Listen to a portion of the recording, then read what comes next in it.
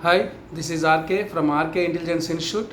ఈరోజు ఉదయం 8/10/24 ఈరోజు ఉదయం జరిగినటువంటి సైకాలజీ పేపర్లో మార్నింగ్ సెషన్ 1లో వచ్చినటువంటి క్వశ్చన్స్ని కొన్నిటిని మనం గమనిద్దాం. దీనిలో మొదట ఐసీటీలో మెమరీ యూనిట్ దేనిలో భాగం అని చెప్పేసి ప్రశ్న అడిగి ఉన్నాడు. మెమరీ యూనిట్ దేంట్లో భాగము అంటే మనకి input devices, output devices, CPU. So సిపియులో మనకి 3 భాగాలు ఉంటాయి. ఏమేంటివి అవి? మెమరీ యూనిట్, కంట్రోల్ యూనిట్, ఏజీ అర్థమెటిక్ లాజికల్ యూనిట్, ఏఎల్యూ అని చెప్పేసి. ఓకే, సో దాంట్లో మెమరీ యూనిట్ దేంట్లో భాగము అన్నాడు, సిపియులో భాగం. రెండవ ప్రశ్న, ఎంఎస్ ఎక్సెల్ ఫార్ములాను టైప్ చేయడానికి ముందు ఉపయోగించే చిహ్నము ఏమిటి అని అడిగాడు.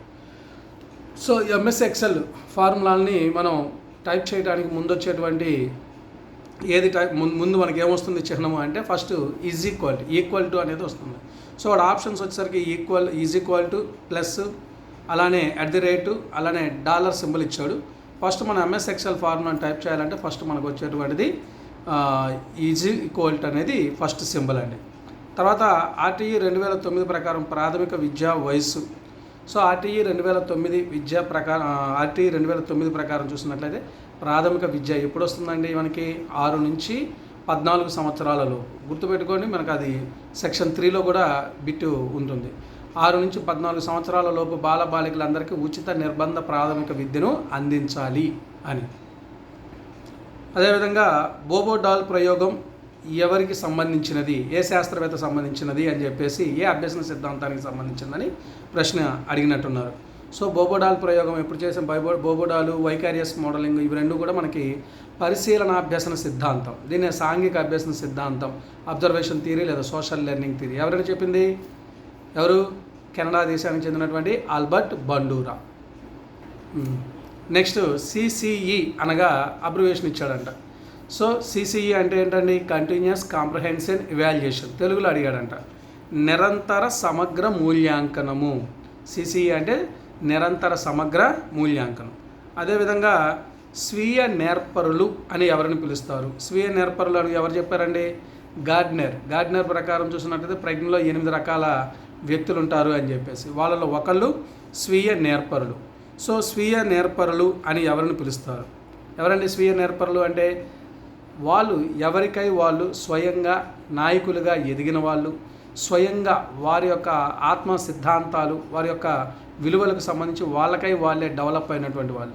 ఫర్ ఎగ్జాంపుల్ మహాత్మా గాంధీ గారిని చూసామనుకోండి, ఆయన అహింస, అలానే శాంతి, ధర్మము అనేటువంటి ఈ 3 సూత్రాలను ఉపయోగించుకొని ఆయన ఒక గొప్ప నాయకునిగా, లీడర్గా ఎదిగాడు. చివరికి మన జాతి పితగా మారాడు. సో అలాంటి వ్యక్తులని స్వీయ నేర్పరులు. అలానే మనకి స్వామి వివేకానంద, ఇలాంటి వాళ్ళందరినీ కూడా చూస్తే మనం స్వీయ నేర్పరులుగా చెప్పవచ్చు. కోల్బర్గ్ వికాస దశలో మంచి బాలుడు అనిపించుకోవడం ఏ దశలో కనిపిస్తుంది అన్నాడు. మనకు కోల్బర్గ్ అనగానే 3 స్థాయిలు గుర్తుకు రావాలి. దశలు కాదు, స్థాయిలు గుర్తుకు రావాలి. 3 స్థాయిలు ఏంటి? ఫస్ట్ పూర్వ సాంప్రదాయ స్థాయి, సాంప్రదాయ స్థాయి, తర్వాత మనకి మూడవది వచ్చేసరికి ఉత్తర సాంప్రదాయ స్థాయి. దీంట్లో సాంప్రదాయ స్థాయిలో స్టేజ్ 1 అంటే మనకు ఓవరాల్గా చూసుకుంటే 3వ స్టేజ్లో మంచి బాలుని నీతి అనేది కనిపిస్తుంది. ఎస్పెషల్లీ సాంప్రదాయ స్థాయిలో మొదటి ఉపదశలో మంచి బాలుని నీతి అనేది కనిపిస్తుంది. తర్వాత విస్థాపనం మీద ప్రశ్నలు అడిగినట్టున్నాడు. సో విస్థాపనం అంటే ఏంటంటే మనకి రక్షక తంత్రాలు ఉంటాయి. ఆ రక్షక తంత్రాల్లో విస్థాపనం అంటే ఏమవుతుంది? ఒక వ్యక్తి మీద చూపించాల్సినటువంటి కోపం వేరొక దాని మీద చూపించడం, వస్తువు మీద లేదా ఇంకొక దాని మీద చూపించడం అనేది జరుగుతూ ఉంటుంది. సో అత్త మీద కోపం దుత్త మీద చూపించినట్టు ఇలాంటివన్నీ కూడా మనకి విస్థాపనంలో కనిపిస్తూ ఉంటాయి. ఫర్ ఎగ్జాంపుల్ హెచ్ఎం వచ్చి అరిచాడు అనుకోండి పిల్లల ముందు. సో హెచ్ఎంని ఏమనలేక పక్కన ఉన్నటువంటి పిల్లల్ని లేదా చాక్ పీస్ని విసిరేయటం, డస్టర్ని విసిరేయటం, చాక్ పీస్ని కొట్టడం లేదా పిల్లల్ని కొట్టడం, ఇలాంటివన్నీ కూడా మనకి విస్థాపనం కిందకి కనిపిస్తూ ఉంటాయి. అలానే మరి 6వ తేదీ జరిగినటువంటి ప్రశ్నల్లో కూడా అశాబ్దిక పరీక్షలు అంటే ఏమిటి, ఈ క్రింది వానిలో అశాబ్దిక పరీక్ష అంటే ఏమిటి అని అడిగాడు. అలానే అవి ఆప్షన్స్ ఏమి ఇవ్వలేదండి, పిల్లలు అంతవరకే క్వశ్చన్ వరకే నోట్ చేసినట్టున్నారు. తర్వాత ప్రాజెక్ట్ మెథడ్ మీద నిర్వచనాలు, స్టీవెన్సన్, బల్లార్డ్, కిల్పాట్రిక్ వీళ్ళంతా నిర్వచనాలు ఇచ్చారు. ప్రాజెక్ట్ మెథడ్ మీద కూడా నిర్వచనం ఇచ్చారని చెప్పేసి ఇచ్చారు. అలానే తర్వాత బ్రోనర్ థియరీలో మొదటి సోపానం ఏంటి అని చెప్పేసి. సో జెరోమ్ బ్రోనర్ శిక్షణా సిద్ధాంతం, టీచింగ్ ఇన్స్ట్రక్షన్ థియరీ అని చెప్పేసి ఉంటుంది. దాంట్లో మొత్తం మనకి 4 సోపానాలు కనిపిస్తూ ఉంటాయి. ఏమేంటివి అవి? ప్రేరణ ఒకటి, ప్రేరణ, బోధనా క్రమము, అలానే మనకి ఆవిష్కరణ అభ్యసనము, అంతర్బుద్ధి చింతన అనేటువంటివి ఇక్కడ కనిపిస్తూ ఉంటాయి. సో ప్రేరణ చూస్తున్నట్లయితే దీంట్లో మనకి జెరోమ్ బ్రూనర్ ప్రేరణకు సంబంధించి బహిర్గత ప్రేరణ, అంతర్గత ప్రేరణ ఉంటాయన్నాడు. ఇందులో కూడా అంతర్గత ప్రేరణ అనేది అత్యంత ముఖ్యమైనది అన్నాడు. తర్వాత బోధనా క్రమము లేదా వరుస క్రమం అని ఇచ్చాడని, ఇది అత్యంత ముఖ్యమైనటువంటిది. ఈ స్టెప్లో వచ్చేసరికి పిల్లవాడికి 3 రకాల పద్ధతుల ద్వారా బోధన ఎలా చేయాలి ఏంటి అనేటువంటిది చూపిస్తూ ఉంటాడు. క్రియాత్మక పద్ధతి, దీని అనాక్టివ్ మెథడ్ అంటాం. దీంట్లో చేసి చూపించడం, అనగా ప్రయోగాల ద్వారా కావచ్చు, ప్రాజెక్టుల ద్వారా కావచ్చు, కల్చరల్ యాక్టివిటీస్ ద్వారా కావచ్చు, ఏ విధంగానైనా సరే పిల్లవాడి చేత చేపిస్తూ నేర్పించడం. ఒక రకంగా చెప్పాలంటే లెర్నింగ్ బై డూయింగ్ అనమాట. తర్వాత చిత్ర ప్రతిమ పద్ధతి, అంటే బొమ్మల ద్వారా మనకి ఉన్నాయి కదా చార్టులు, స్లైడ్స్, ప్రొజెక్టర్స్, ఇట్లాంటి వాటి ద్వారా కూడా వాటిని చూపించవచ్చు. నెక్స్ట్ వచ్చేసరికి ప్రతీకాత్మక పద్ధతి, సింబల్స్. ఈ సింబల్స్ ద్వారా కానివ్వండి, అలానే ఎస్పెషల్లీ ఈ సింబల్స్లో కూడా మనం సూత్రాలని, నిర్వచనాలని, వీటిని గురించి చెప్పేటప్పుడు వాటి గురించి కూడా కొంచెం మనం వీటి గురించి ఒక ప్రోగ్రామ్ ద్వారా చెప్పడం జరుగుతూ ఉంటుంది. నెక్స్ట్ ఆవిష్కరణ అభ్యసనం. ఈ ఆవిష్కరణ అభ్యసనంలో ఏం చేస్తామంటే, మనం ఏదైనా ఒక క్వశ్చన్ని, ఒక ఊహాత్మకమైనటువంటి ఒక ప్రశ్నను పిల్లవాడికి ఇస్తే ఆ పిల్లవాడి నుంచి మనం అనేక రకాలైనటువంటి సమాధానాలను రాబట్టాల్సి ఉంటుంది. సో అనేక రకాలైనటువంటి సమాధానాలు రాబట్టే క్రమంలో మనం ఆ పిల్లవాడికి వాడంతట వాడే హఠాత్తుగా, అకస్మాత్తుగా, తెలియకుండానే అంతర్దృష్టి అభ్యసనం లాగా వచ్చేటువంటిది అనమాట. సో ఈ రకంగా పిల్లవాడు ఏం చేస్తుంటాడు? ఆవిష్కరించుకుంటూ ఉంటాడు. తను క్రొత్తగా ఆలోచించి దానికి ఆన్సర్స్ని చేయడానికి ప్రయత్నం చేస్తూ ఉంటాడు. సో అందువల్ల దీన్ని ఆవిష్కరణ అభ్యసనం, డిస్కవరీ ఆఫ్ లెర్నింగ్ అని కూడా బ్రూనర్ థియరీలో 3rd స్టెప్ని చెప్పవచ్చు. నెక్స్ట్ అంతర్బుద్ధి చింతన, అంతర్దృష్టి. దీంట్లో ఏం జరుగుతుంది? ఇక్కడ మనం ఏమైతే ఆవిష్కరణ అభ్యసనం జరుగుతుందో ఆ అభ్యసనంలో భాగంగా వీడు హఠాత్తుగా ఆలోచించి ఆ విషయానికి సంబంధించినటువంటి అంశాన్ని కనుగొనడం జరుగుతూ ఉంటుంది.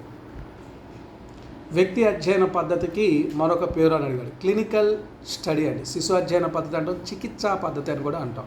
ఇది వ్యక్తి అధ్యయన పద్ధతికి ఇంకో పేరు అని చెప్పేసి పిల్లలు నోట్ చేసి పంపించడం జరిగింది. సరే, దానికి ఉన్నటువంటి మరొక పేరు వచ్చేసరికి చికిత్సా పద్ధతి, క్లినికల్ మెథడ్ అంటాం. ఎందుకంటే ఒక వ్యక్తిని అధ్యయనం చేసి వాడికి ఉన్నటువంటి, ఆయనకున్నటువంటి, ఆ శిశువుకు ఉన్నటువంటి లోపాలను, ప్రవర్తనను సరిదిద్దేసి మనం ఆ లోపాలకు గల కారణాలు, వాటికి కలిసినటువంటి చికిత్సను చేయడం ద్వారా వాడి యొక్క లోపాన్ని సరిచేస్తూ ఉంటాం. అందుకని దీన్ని చికిత్సా పద్ధతి అని కూడా పిలుస్తూ ఉంటాం. మరొక మంచి బిట్ అడిగి ఉన్నాడండి, టర్నర్స్ సిండ్రోమ్ అంట. సో టర్నర్స్ సిండ్రోమ్ అంటే ఏంటి? టర్నర్స్ సిండ్రోమ్ అంటే మనకి సైకాలజీలో 2 రకాల సిండ్రోమ్ ఉంటాయి, Down syndrome, Turner syndrome. Down సిండ్రోమ్లో వచ్చేసరికి క్రోమోజోముల సంఖ్య 1 పెరుగుతుంది. ఎక్కడ? 21వ జతలో.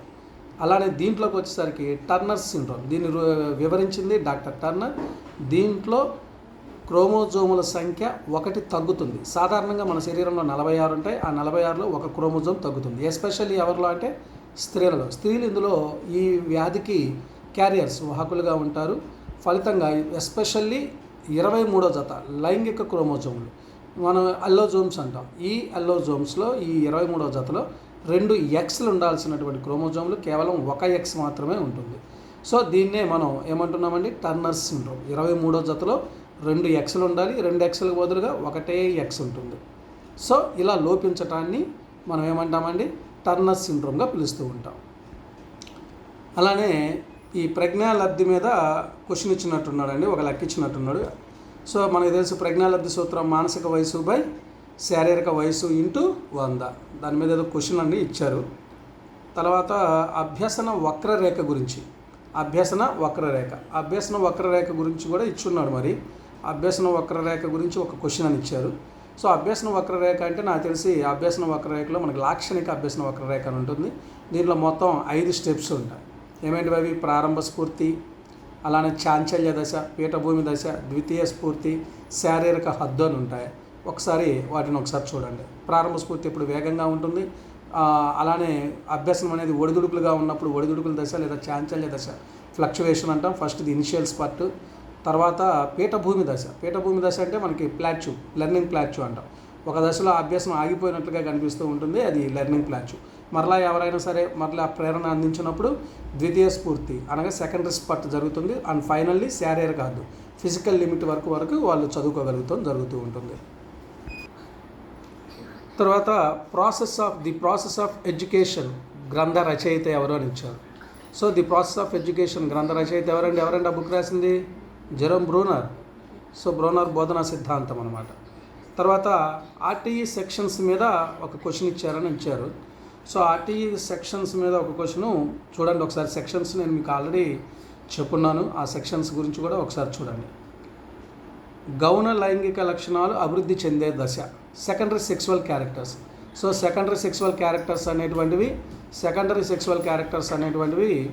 ఏ దశలో అభివృద్ధి చెందుతాయని చెప్పేసి. సో సెకండరీ సెక్సువల్ క్యారెక్టర్స్ ఎక్కడండి అభివృద్ధి చెందేది?